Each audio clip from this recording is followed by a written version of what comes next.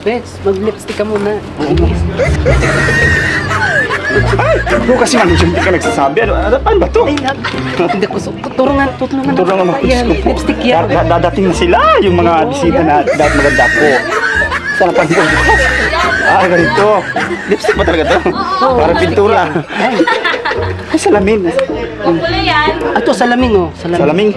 Dahil mo Mang John. Kasi baka dumating na si Hero. Wala kang salaming? Miss na miss ko na pati siya. Ah, Oo. ano lang, dito na lang. Ay, madating si Romeo. Miss ko na siya. Nako. Makainis ka naman. Nagpapaganda ako dito tapos mang-aagaw ka na naman. Kayong dalawa, nanimiss natin. Sige na nga. Sige, pagbibigyan kita ang tagal ng camera mo ha.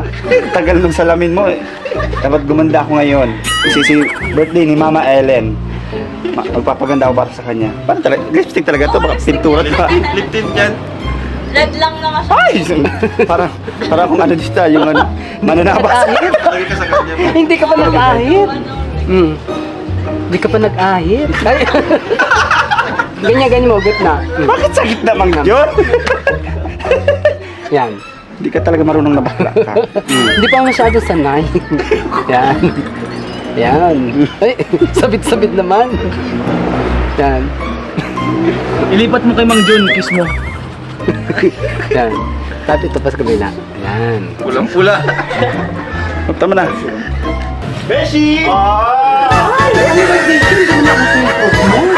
Parang nanay. Artist ako ngayon. Hindi, inggit ka lang talaga, Mang John. Ay, ay. Basta naman ako sa iyo. Tingnan mo.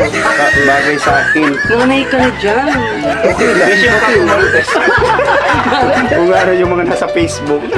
Pero talo kita ngayon, Mang John, kasi ako naka-duster. Pag-ihi ko ganun lang. Oh. Ikaw lang ganun ka pa.